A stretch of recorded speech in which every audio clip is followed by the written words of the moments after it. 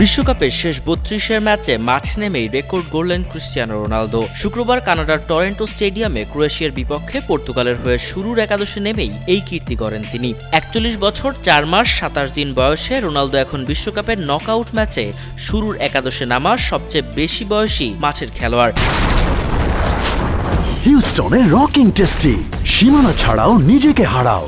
এর আগে এই রেকর্ডটি ছিল বসনিয়া ও হার্জেগোভিনার এডিন জেকোর দখলে। যুক্তরাষ্ট্রের কাছে ২-০ গোলে হেরে বিশ্বকাপ থেকে বিদায় নেওয়ার পর জেকোকে টপকে যান রোনালদো। সাবেক রিয়াল মাদ্রিদ ও ম্যানচেস্টার ইউনাইটেড তারকা ক্রিস্টিয়ানো রোনালদো এখন পর্যন্ত ৬টি বিশ্বকাপ খেলা ৩ জন খেলোয়াড়ের একজন। এর মধ্যেই দেশটিকে একটি ইউরোপিয়ান চ্যাম্পিয়নশিপ এবং ২টি নেশনস লিগ শিরোপা জিতিয়েছেন তিনি। বিশ্বকাপের নকআউট ম্যাচে শুরুর একাদশে নামা সবচেয়ে বেশি বয়সী খেলোয়াড়দের তালিকায় রোনালদোর পরেই আছেন ক্রোয়েশিয়ার লুকা মদ্রিচ, যার বয়স ৪০ বছর ২৯৬ দিন। তৃতীয় স্থানে আছেন এডিন জেকো, ৪০ বছর ১০৬ দিন। চতুর্থ স্থানে আছেন পর্তুগালেরই আরেক খেলোয়াড় পেপে, যার বয়স ছিল ৩৯ বছর ২৮৩ দিন ২০২২ বিশ্বকাপে।